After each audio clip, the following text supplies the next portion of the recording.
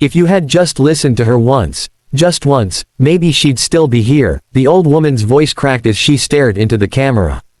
The screen blurred for a moment, not because of poor quality, but because the cameraman's hands were trembling. Somewhere behind him, the billionaire stood frozen, his face pale, his eyes wet but empty, the way a man looks when he's staring at a past he can never undo. This was not the man people knew from the news, the smiling business tycoon who bought companies like candy, who traveled in jets and lived in palaces of glass. This was a father, broken. The story you're about to hear isn't about money. It's about the one thing money can't buy back, time.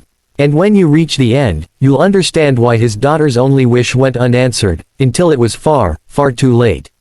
It began in the penthouse of the Celestia Tower, a place where the walls were tall enough to hide the stars and the windows opened to a skyline that glittered like a jewelry box. Jonathan Steele sat at the head of a long mahogany dining table, his phone pressed between his ear and shoulder as he scrolled through numbers on his tablet. He didn't notice the untouched plate of breakfast in front of him, or the little girl in the pink pajamas swinging her legs on the far end of the table. "Dad," she said softly, her voice a hopeful whisper. He raised a finger, his universal sign for 1 minute.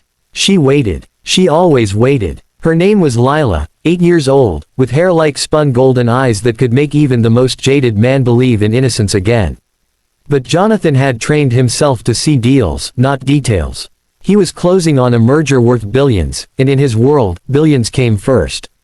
That morning, Lila had worked up the courage to ask something she'd been dreaming about for weeks. "Daddy, can we go to the beach this Sunday?" Her words were careful, rehearsed, as if she was presenting a proposal in one of his boardrooms. Jonathan glanced up just long enough to offer a distracted smile. "We'll see, pumpkin. Daddy's got a busy week." She nodded, masking the disappointment, and poked at her cereal. He didn't notice the way her shoulders slumped. He didn't notice the way she whispered okay to herself. In Jonathan's mind, there would always be another Sunday. Another chance. What he didn't know was that Lila's life had already begun counting down in ways no one could see. The signs were subtle at first, too subtle for a man buried in meetings, flights, and calls. A little fatigue here, a complaint about headaches there. The family doctor mentioned it might be stress or maybe anemia. Kids grow fast, sometimes they just need rest, Jonathan was told. He took that as a green light to keep running at his usual speed, thinking everything could wait until, after the deal closes. But children don't wait. Time doesn't wait. One Thursday evening, while Jonathan was in Singapore negotiating with investors, Lila called him on video. She was wearing a paper crown she'd made at school. "Daddy, guess what? We're doing a father-daughter dance next month. Can you come?" Her face glowed on the tiny screen. Jonathan, standing in a hotel lobby with his briefcase, checked his schedule on his phone. "That's the same week I'm in Dubai, sweetheart. But maybe mommy can record it for me." He said it lightly, as if he hadn't just stepped on something fragile. Lila's smile wavered, but she nodded. "Okay, maybe next time." Jonathan ended the call feeling a twinge of guilt, but it dissolved quickly under the weight of an incoming business alert. Lila started keeping a little journal, not of her thoughts, but of her wishes. Small things. Making pancakes with Daddy, going to the park, reading bedtime stories together. And at the very bottom of the list, written in wobbly handwriting, was the biggest one: go to the beach with Daddy. She didn't tell anyone about the list, not even her mother. It was her secret hope, her quiet mission. As weeks passed, Lila's health declined faster. She began missing school, and her once bright energy dimmed. Her mother, Emily, grew more concerned and pressed Jonathan to come home more often. "It's probably nothing serious, but she needs you. She asks for you every night." Jonathan promised he'd try, but trying in his world often meant thinking about it for a few seconds before moving on. He convinced himself that providing the best doctors and the most comfortable home was the same as being there. After all, wasn't he working for her future? Then came the night everything shifted. It was raining hard, and the city lights blurred against the penthouse windows. Lila sat curled on the couch, her paper crown now bent at the edges. She looked up at her mother and whispered, "Mommy, if I only get one wish, can you make Daddy take me to the beach?" Emily's chest tightened. "Why do you say if you only get one wish, sweetheart?" Lila shrugged. "Because, sometimes I feel like I won't have many." Emily's eyes stung. She tried to laugh it off, to promise her that there'd be plenty of wishes, plenty of Sundays. But deep down, fear began to bloom. She called Jonathan that night, her voice sharper than usual. "John, this isn't just about work anymore. Something's wrong with Lila, and she needs you here." Jonathan, sitting in a boardroom in Tokyo, rubbed his temple. "Emily, I can't just walk away from a $1 billion deal. We'll set up something special for when I'm back, okay?" Emily didn't answer right away. When she did, her words cut deeper than any market loss he'd ever suffered. "There might not be a, when you're back." Jonathan brushed it off as emotional exaggeration. After all, children get sick all the time. They recover. They bounce back. That's what they do. But by the time his flight finally brought him home, the doctors had found something, a rare, aggressive illness that was already in its advanced stages.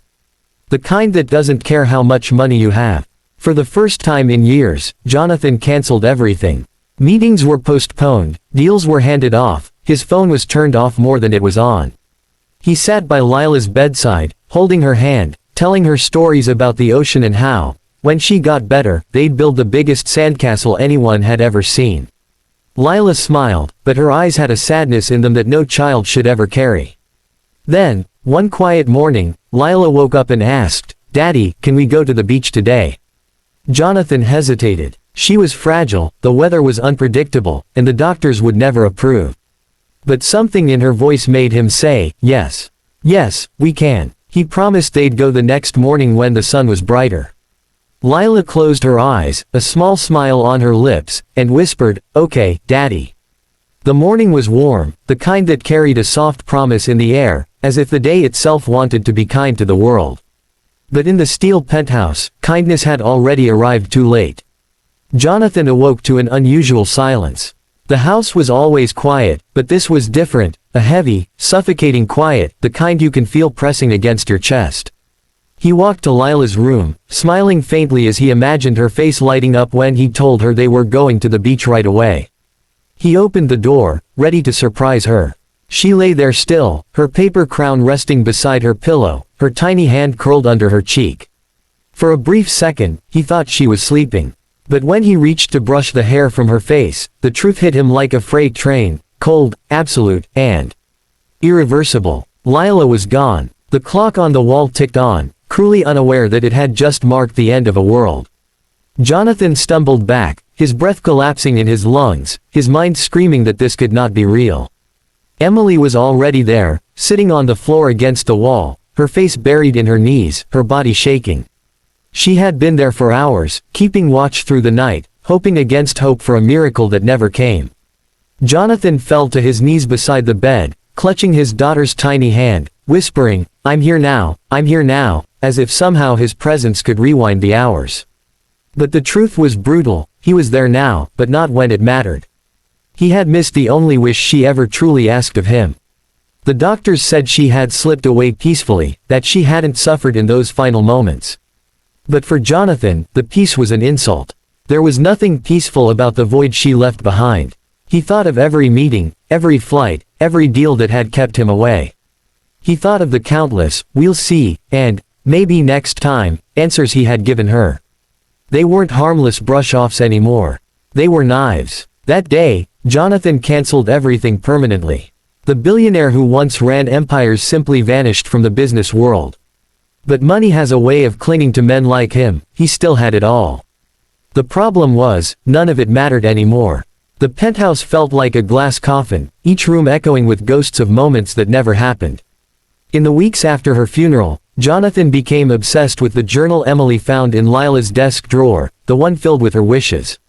He read it over and over, his eyes always lingering on the last line, "Go to the beach with Daddy." That sentence became his tormentor and his prayer. He would wake in the middle of the night hearing her voice asking it. He began visiting the beach alone, sometimes at dawn, sometimes in the middle of the night. He'd stand there for hours, staring at the waves, imagining her running on the sand, squealing when the water touched her feet. Sometimes he'd speak to her as if she was standing